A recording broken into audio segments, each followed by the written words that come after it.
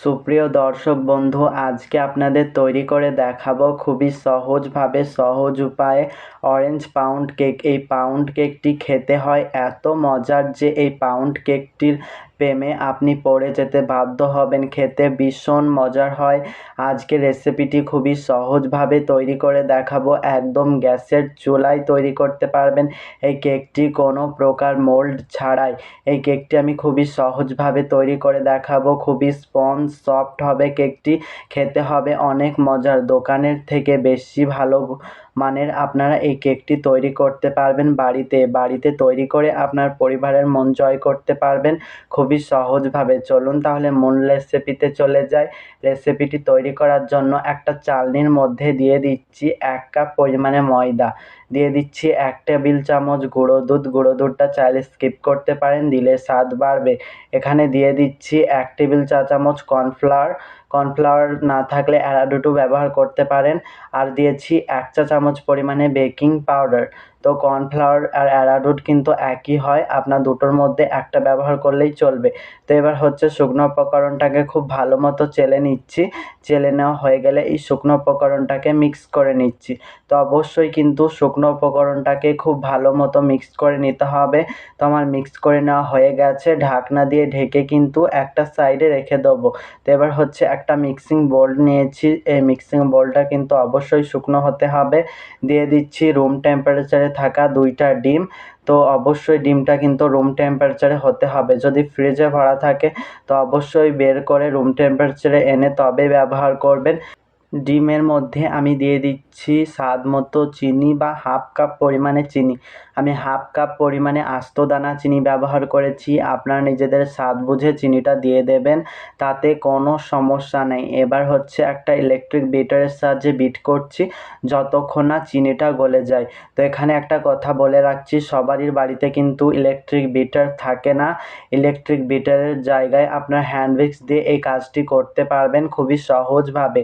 অনেক রেসিপির কেক কিন্তু আমার অলরেডি চ্যালেঞ্জে দেওয়া আছে, ইলেকট্রিক বিটার ছাড়াই তৈরি করে দেখিয়েছি পারফেক্ট। ইলেকট্রিক বিটার ব্যবহার করলে খুবই তাড়াতাড়ি কাজটি হয়ে যায়, হ্যান্ড উইক্স দিয়ে একটু সময়টা বেশি লাগে কিন্তু সেম কাজই হবে। দেখবেন চিনিটা খুব ভালো মতো গলে যাবে এবং ডিমের ফোমটি ঠিক এইরকম পজিশনে চলে আসবে। এই পজিশনে বিটার কাটা বন্ধ করে দিচ্ছি।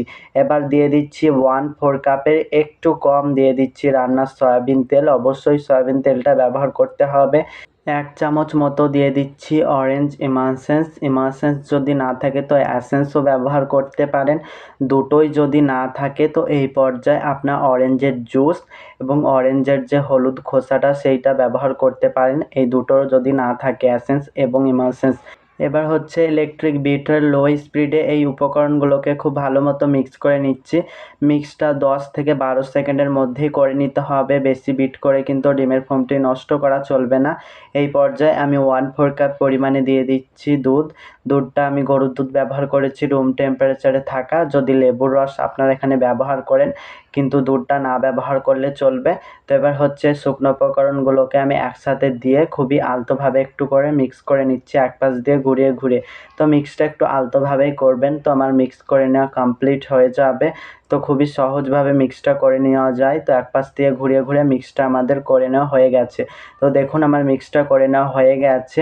এদিকে আমি খুব সামান্য পরিমাণে নিয়েছি চেরি কুচি, আপনারা এখানে টুটি ফুটি ব্যবহার করতে পারেন। তো চেরি কুচিটা আমার হাতের কাছে ছিল বলে দিচ্ছি।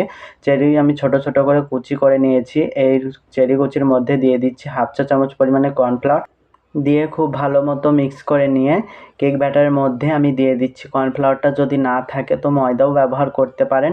এবার হচ্ছে খুবই আলতোভাবে এক পাশ দিয়ে ঘুরিয়ে একটু মিক্স করে নেবো, বেশি মিক্স করার দরকার নেই। তো মিক্স করে নেওয়া হয়ে গেছে। হ্যান্ড উইক্সটাকে আমি সরিয়ে দিচ্ছি, স্প্যাচুলা দিয়ে দেখিয়ে দিচ্ছি ব্যাটারের ঘনত্বটা ঠিক এইরকম হবে। তো স্মুথভাবে একটা ব্যাটারের ঘনত্ব তৈরি করে নেবেন এইরকমভাবে। এবার হচ্ছে মোল্ড ছাড়াই কেকটা তৈরি করে দেখাবো বলেছি, তো এখানে আমি নিয়ে নিচ্ছি এখানে ফয়েল পেপার। তো এখানে এই ফয়েল পেপারটা হচ্ছে যে খাবার প্যাক করে থাকে, যে বিরিয়ানি বা যে কোনো রেস্টুরেন্টে এই ফয়েল পেপার দিয়ে খাবার প্যাকিং করে সেই ফয়েল পেপারের বক্স নিয়েছি। আপনারা জানবেন অনেক দোকানে কিন্তু এইগুলো বিক্রি করা হয়। এটা মাত্র 5 টাকা দিয়ে আমি কিনেছি। তো এই দেখুন আমি খুব সামান্য পরিমাণে সাদা তেল ব্রাশ করে দিয়েছি ফয়েল পেপারের নিচে। এবার হচ্ছে একটুকু ময়দা দিয়ে কোট করে নিলাম। তো কাজটা কিভাবে করলাম আশা করছি দেখে বুঝতে পারছেন। তৈরি করে রাখা কেক ব্যাটার আমি সম্পূর্ণ দিয়ে দিচ্ছি, দিয়ে হালকা মতো ট্যাপ করে নিচ্ছি। এটা বেশি জোরে কিন্তু ট্যাপ করলে কিন্তু খসে যাওয়ার সম্ভাবনা থাকবে, মানে বেঁকে যেয়ে কেক ব্যাটারগুলো পড়ে যাবে। তো এবার হচ্ছে এদিকে 5 মিনিট আগে থেকে ঢাকনা দিয়ে ঢেকে একটা জায়গার মধ্যে একটা স্ট্যান্ড দিয়ে খুব সামান্য পরিমাণে বালি দিয়ে আমি লো হিটে 5 মিনিট এটাকে প্রিহিট করে নিয়েছিলাম। কেক মোল্ডটাকে আমি বসিয়ে দিচ্ছি, ঢাকনা দিয়ে ঢেকে কেকটাকে বেক করে নিচ্ছি। অবশ্যই কিন্তু কেকটা বেক করার যে ঢাকনাটা ব্যবহার করেছি আপনারা স্টিলের ব্যবহার করবেন, তবেই পারফেক্ট কালার আসবে।